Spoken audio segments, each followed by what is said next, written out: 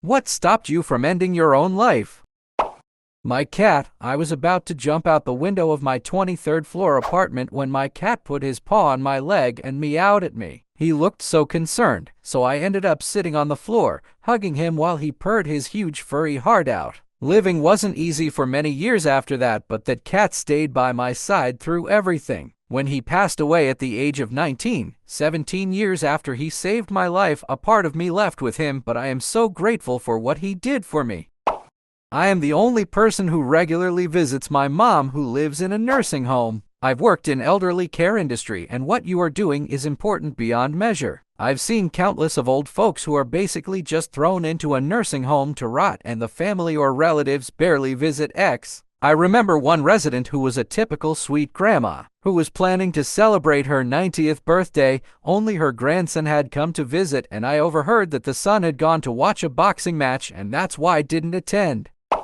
Doorbell kept ringing while I was trying to overdose. Got annoying. Answered because it was around the time my neighbor usually had their shopping delivered and wanted to do one last good deed by accepting the delivery. Turns out it was some friends checking in on me. One time, I randomly called a former high school friend just to catch up. It turns out that I reached out when she was in a similar place. She says you saved her life. Now, it is like 15 years later, and she is happily married with kids. I still don't know what drove me to make that random phone call.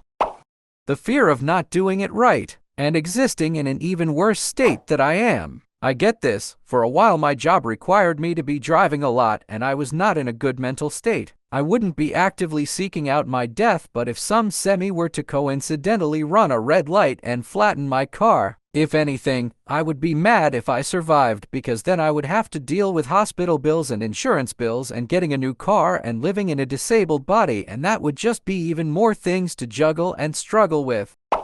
I was in a really bad way one Sunday afternoon, having been pressured by my wife, from whom I'd separated in the previous year. Decided I would leave the house and never return. Left my keys, wallet, phone, everything on the bench and just walked out. Came to the freeway, and halfway across the pedestrian overpass worked out that I could end it all by jumping off in front of a big truck so they wouldn't be able to brake or swerve, and I would be stone dead. I'm good with physics and maths, so I measured the approximate speeds of the vehicles and the approximate height of the bridge, then did some mental calculations to work out where the truck would need to be when I started my jump. Also, I would fall directly in front and hopefully be stone dead, not maimed for life. Well then, I waited and waited and waited for more than an hour for any decent-sized truck. There weren't any. It was a Sunday afternoon. It seems that decent-sized trucks weren't driving on the sunny Sunday afternoon when I was wanting to myself. So instead, I went for a long walk and thought it all through. Considered just disappearing and living homeless. Came up with a plan on how I could leave if it ever really got that bad again, without having to myself. Went home to find some very concerned family members who had worked out what was happening. All because I didn't want to end up not quite dead, and it was a Sunday afternoon with no trucks. I got help the very next day and have been grateful every day since then that I didn't do it. I am a healthcare aide. I did 3 weeks of practicum at a long-term care facility where one of the residents was a 35-year-old suicide attempt survivor. He had hung himself because his girlfriend dumped him. He was 19 at the time. His father found him and took him down, and he barely survived. He suffered permanent brain damage due to the amount of time his brain didn't receive oxygen. He cannot talk, his cognitive ability is next to zero, paralyzed, and now has contractures, muscle tendon and other connective tissues tighten and permanently immobilize joints. He looks around the room and can grunt and grumble when he is in pain. He has a drool towel, is incontinent of bowel and bladder, and battles bedsores due to his contractures, bony body from lack of muscles. Not on any type of life support, just extremely disabled. His mother visited him multiple times a week, almost always with new flowers. She provided care for him, made sure we played his favorite music, would rotate the photos on his walls. I never saw the father, and staff told me they are no longer married. Wonder if he has the brain power to wish he didn't hang himself. Or perhaps he wishes it had worked. A failed attempt can leave you really messed up. Call somebody, even if it's a helpline. I didn't want to live, but I didn't want to die either. This was a few years ago. I'm doing better these days. I had to sit there and be logical with myself and have that internal debate. Why do you want to die? Is it because I don't want to exist in this world? Or is it because if I didn't feel these emotions I would feel better? I just kept telling myself I didn't want to feel these emotions anymore. If I myself, do I truly want to be dead? Well, no, I don't want to be dead. I just want the hurting to stop. I tried to crash my car on the highway once. A truck sped by and got in my way and I almost collided into the truck. I was so mad at myself because how dare I? I could have taken his life if things got bad, and what if this was like a hard-working man that was the breadwinner for his family? If he passed, what about his family? What about my fur babies at home? Will someone be able to care for them if I'm gone? My brain was going non-stop. I tried to use logic and talk myself down, but it doesn't always work. This was many years ago. Now I have this very affectionate pup, been with me for almost 7 years. Every time she senses me going into a downward spiral, she just puts her little paw on me, look at me with such concern in her eyes, sees my face and gives me kisses and hugs, my little ESA. I had a moment where I was very close to jumping off my balcony. I realized I could be dead or I could just do whatever I had always wanted to do because it wouldn't matter if it all went to if the alternative was to be dead. Quit my job a couple days later and changed my career. Kickstarted the few years that changed my life forever. 7 years later, I'm sober, thriving, taking my meds every day, and have the best partner ever. I'm not going to pretend my mental health is always perfect, but I've come a long way.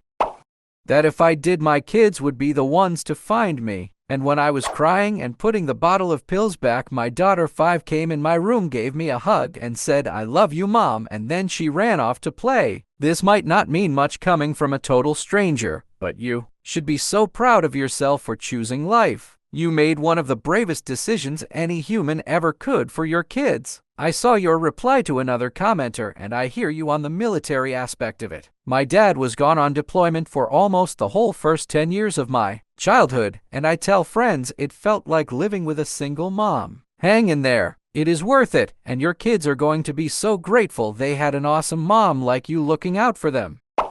Mom's still alive. My mom once said if I ed myself, she'd follow me. She died last year. We are a very small family. My dad lives in a different country, so it's just me and my brother. Even though he has a family of his own, watching him go through losing my mom, I couldn't possibly make him go through that again and leaving him with no one. Parents almost drove me to suicide in high school twice. Wrote letters for both occasions too. I was regularly beaten for not filling in my assignment notebook. Once I hit puberty and got muscles, my dad stopped hitting me. Once in kindergarten, I was locked in the basement by my mother and threatened to be ed if I turned the lights on. I spent a good 30 minutes getting acquainted with the ghosts in the basement in pitch black as a toddler. My dad, who absolutely lost his masculinity to my mom, and would stand over me as I sleep, muttering under his breath of how much he wanted to me, sometimes holding a kendo stick because he physically couldn't with me. He also proceeded to curb stomp me on the ground as I watched my mom look around the windows and pull down the blinders. I stopped myself on both occasions of suicide, literally brooding like the Batman in the dark that I will do whatever it takes to be better than them. They still try to find ways to cling on to whatever hopeless power and influence by gaslighting and manipulation. I just told them to off today, and that from this day on, I'm just another random on the street and I am no longer their son. Gonna sound incredibly dumb compared to the rest of these answers, but a video game. I was setting up a date, packing up to make it easier for my parents when they come down to empty my place, tying loose ends, etc. Then a game I had pre-ordered like a year ago came out. I said, why not? Just a few more days. I had fallen in love with the previous titles, so I wanted to see the new one. Few days into playing the game, I answered an ElfGee post on Reddit, met a friend, and few more after that. Spent a lot of time playing the story and the multiplayer with my new friends, and eventually I forgot about my plans. Few months later, it dawned on me. I realized I didn't want to myself, and I didn't want to live that way. 6 years later, still here, still best friends with the op of the ElfGee post. Since some wonders, it's Mass Effect Andromeda. I didn't say it because not many shares my love for this game and I didn't want unsolicited opinions, Lamau.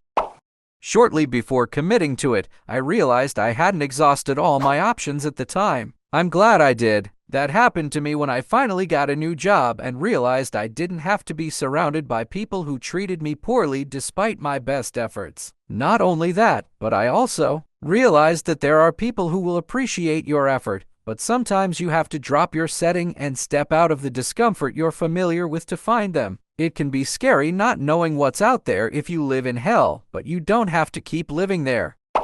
My wife, she talked me into giving her the gun. My wife was always so worried about me. She'd be scared to go to work or leave home, and I didn't understand why until one time she broke down and screamed at me because I don't want to come home to a dead husband. And that made me realize I'm more than my mind tells me I am. To me, I may be worthless or a failure, but to her, I'm her loving husband. To my mom and dad, I'm their little boy. To my friends, well, I don't actually know how my friends see me, but I'm assuming it's positive since they keep wanting me around. Now I make sure to express that I don't want to die, I just want this to end. This pain I'm feeling right now, I just want that to go away. But I don't want to die. So now it's my life goal to find something that makes those feelings less significant instead of trying to run away from them.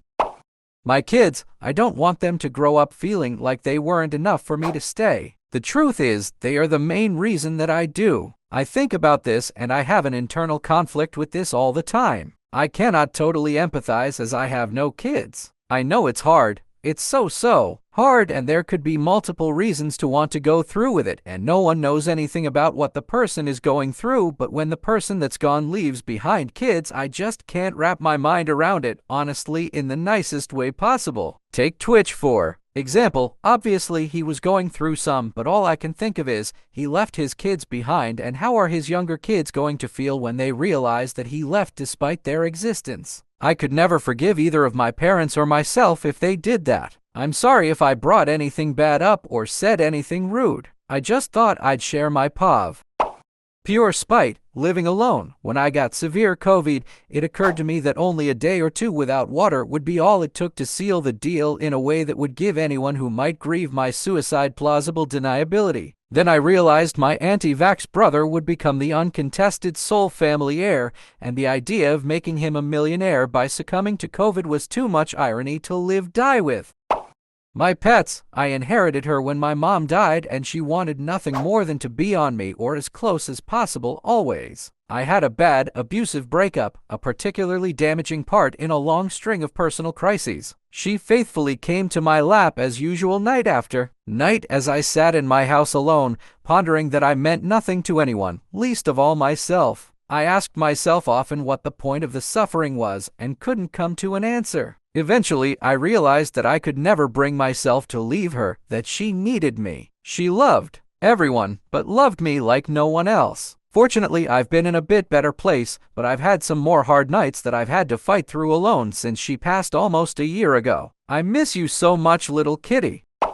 The EMTs, nurses, doctors, surgeons were all too damn good. So good that they kept me alive even after I shot myself in the head. Since then, I don't want to end my life anymore. I feel like I got all of my Suic 1 Dal tendencies out of my system on the first go around. I wanted to pop in and say that I went through and read your story. It was a tough read, but as someone who's hit some dark spots in my life, I thank you for writing it out and really being honest with it. Many times, we don't get the aftermath of a failed attempt, and I'm thankful you're still here and took the time to write it up. I needed it. Godspeed, and truly, I thank you.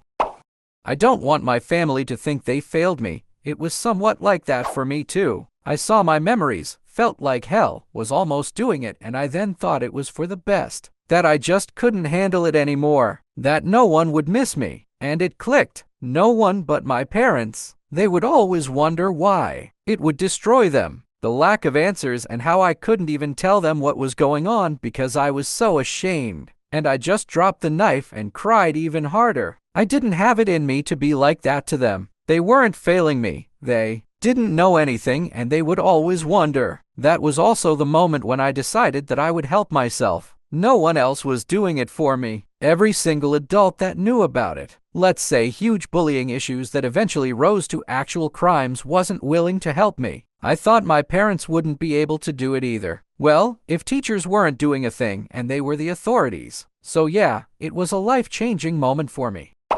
I was going through a rough patch about 10 years ago and living on my own. I started buying enormous dildos and hiding them in my belongings, which meant that if I ever did anything hasty, my friends and family would find them. As a straight guy who was pretty insecure at the time, that thought alone was enough to keep me from doing anything. I would add a new one once or twice a week, and by the time I was 2-3 weeks in, I didn't even know where they all were hidden anymore, which meant there was absolutely no way I could trust that I'd found them all before doing anything to myself. No matter how dark things got, that insecurity kept me from making a permanent decision and bought me the time to convince myself to start therapy.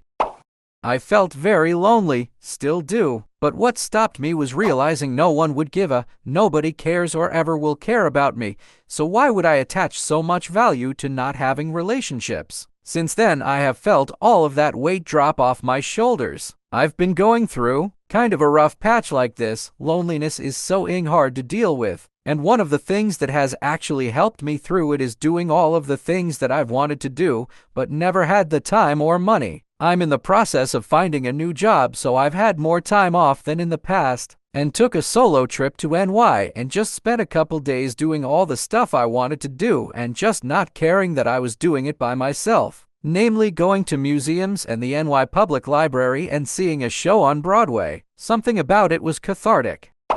Not me, but I remember a Redditor was explaining that he was going to himself by getting ran over by a train. As he was waiting on the train tracks, he decided to beat it one more time. However, after releasing, he got the nut clarity and just walked off. As a person who has been suicidal myself many times and also treated many suicidal patients, I clearly have empathy for suicidal ideation and attempts, but people who think like this make me so angry. Please, please, folks, do not murder or injure anyone else in your suicide attempt. They did not ask to die. Don't jump in front of cars, trains, boats, or walk into traffic, etc., using other innocent people as the suicide weapon who could also die themselves or have their lives ruined. That is also murder of innocent people and not just suicide. You could a child, their parent, someone's son, daughter, friend, etc., or many people if a vehicle is involved. Everyone is someone.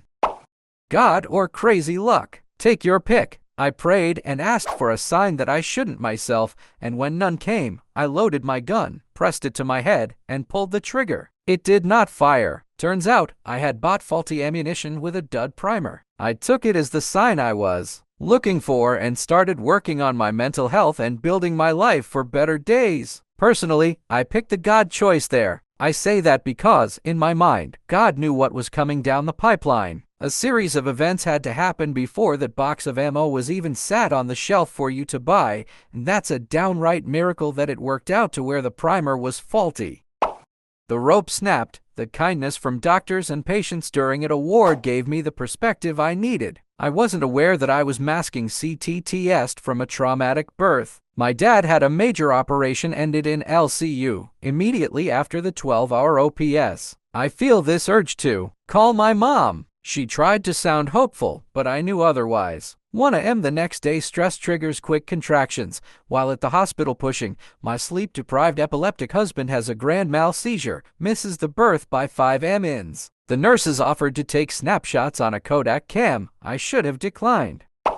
Really bad breakup in October of 2017. The week before Thanksgiving, I decided I was gonna end it after Thanksgiving dinner with my family when I returned to my house. The day before Thanksgiving, I remember being at work and just being physically there, but no one was home. In my head, I was dead set on this being the only way. Just before my first break at 5 p.m., my ex texted telling me I could have her dog, that she didn't want her anymore. The dog was only 6 months old. We had gotten her from a breeder when we were still together. That's what's given me the power to live again. In September of 2021, I was on my way to work when a semi-truck with no brake lights suddenly stopped on the highway. I slammed into him at 75 miles per hour. What you think or know about death is a lie. I actually died that day. Veteran and off-duty firefighter pulled me from my burning car and started CPR while his wife or girlfriend was calling it in. I died again on my way to the hospital. The only thing that kept me going was my dog.